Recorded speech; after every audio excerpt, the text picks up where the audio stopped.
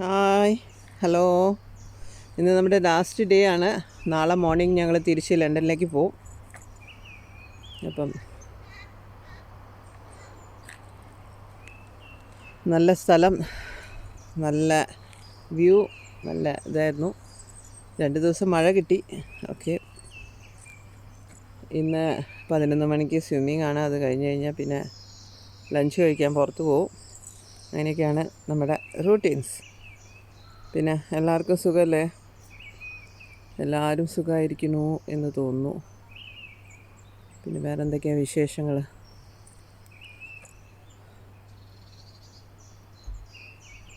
ഇതാണ് ഇവിടുത്തെ ഏരിയ. നല്ല ബാക്ക് സൈഡിലൊക്കെ കാടാണ്. ഒരു ലേഡി കണ്ടോ കാറിൻ്റെ അടിയിൽ കിടന്നിട്ട് കാർ റിപ്പയർ ചെയ്യുന്നത്? ഇവിടെ എല്ലാവരും ഇൻഡിപെൻഡൻ്റ് ആയിട്ട് എല്ലാം ചെയ്യുന്നതാണ്. നമ്മുടെ ഒരു 100-110 വയസ്സുള്ള ആൾക്കാർ പോലും എത്ര സ്മൂത്തായിട്ടാണ് റോഡിൽ കൂടെ നടക്കുന്നതും വണ്ടി ഓടിച്ചു പോകുന്നതും ഒക്കെ. നമ്മളെ നാട്ടിലെ ഒരു 70 വയസ്സ് കഴിഞ്ഞാൽ പിന്നെ ഒരു വയസ്സായി, വീട്ടിൻ്റെ ഉള്ളിൽ പൂട്ടിയിടണം എന്നൊരു ആറ്റിറ്റ്യൂഡ് കാണിക്കുന്ന ആൾക്കാരാണ് നമ്മൾ.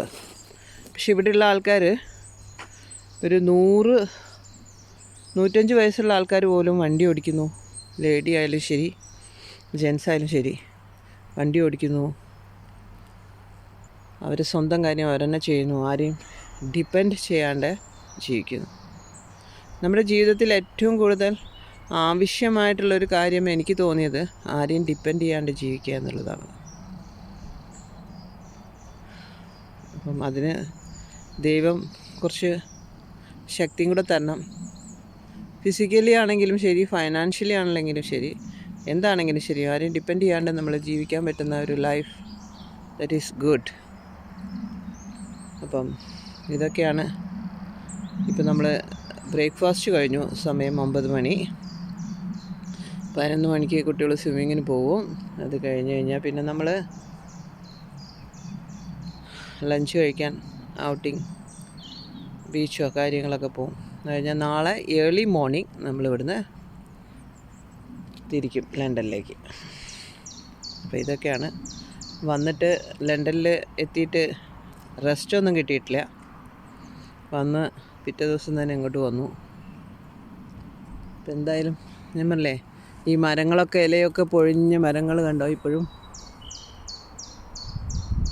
ഇലയൊക്കെ വന്ന് നല്ലൊരു വ്യൂ ആയി തന്നെ. ഇത് വരുന്നേ ഉള്ളൂ ഇലകൾ. ഇതിലിതാ വന്നു. നല്ലൊരു പ്രതിഭാസമാണ്. Okay, by. ബാക്കി വീഡിയോസ് പിന്നെ തരുന്നതാണ്.